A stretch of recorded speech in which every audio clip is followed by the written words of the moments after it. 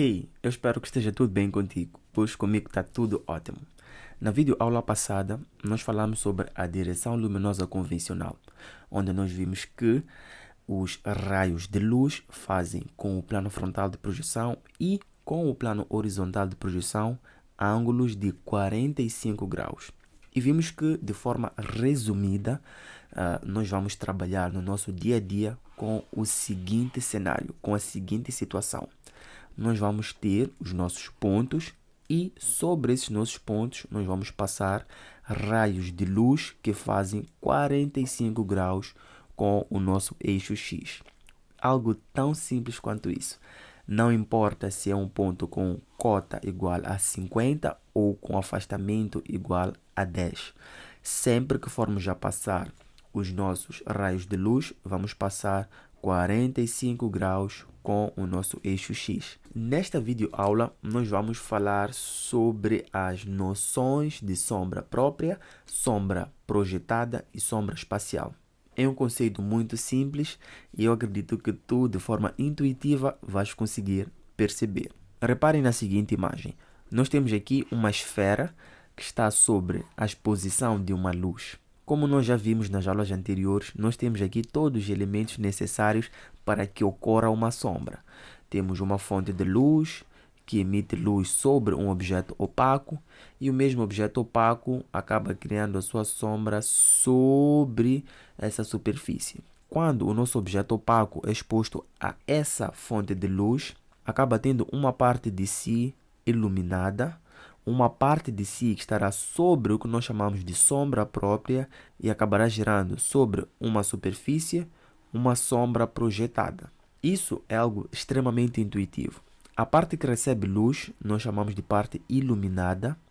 A parte que está em sombra, ou seja, aquela parte do sólido que não recebe luz, nós consideramos como sendo uma parte que está em sombra própria.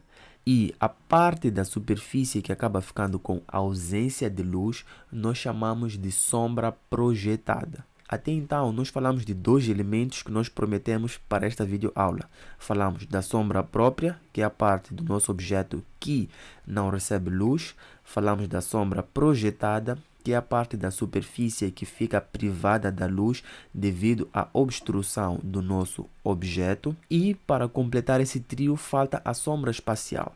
A sombra espacial nada mais é do que esse intervalo que fica neste espaço aqui. Repare que não é obrigatório este nosso objeto opaco estar exatamente sobre a superfície. Ele podia estar no ar, podia estar a flutuar. Nesse intervalo entre o nosso objeto e a nossa superfície, nós também vamos ter uma área de sombra. É a esse intervalo que nós chamamos de sombra espacial, pois não é o que acontece nesse intervalo entre a nossa fonte de luz e o nosso objeto. Toda esta área é considerada como estando em luz, enquanto que a área depois do nosso objeto é considerada como uma área que está em sombra. Eu não sei se tu lembras que em algumas aulas atrás eu falei que o nosso raio de luz, quando toca no nosso objeto, divide-se em duas partes. Sim, é exatamente isso que acaba criando essa área espacial, pois no intervalo compreendido entre a nossa fonte de luz e o nosso objeto, nós consideramos que esse nosso raio de luz realmente está em luz, ou seja, ele ainda carrega uma luz. Entretanto, no intervalo compreendido entre o nosso objeto e a nossa sombra em si, ou é mais seguro dizer, entre o intervalo entre o nosso objeto e a nossa superfície que contém a nossa sombra, esse nosso raio de luz encontra-se em sombra. Essas são as três noções de sombras que eu quero que tu carregues desde já, daqui para frente. É importante tu pegares todos esses conceitos que é para tu surfares com mais facilidades nessa nossa jornada de sombras. Nesta videoaula nós vimos noções sobre sombra própria, sombra projetada e sombra espacial. Na próxima videoaula nós vamos começar a representar na prática as sombras dos nossos pontos. Eu espero que tu estejas animado e que repliques tudo o que nós vamos fazer a partir das próximas videoaulas.